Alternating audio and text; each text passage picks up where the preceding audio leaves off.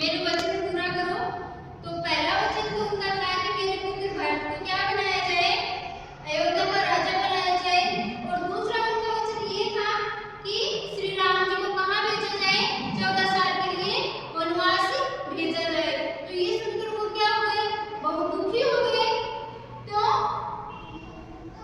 वो बहुत दुखी हो गए दशरथ जी।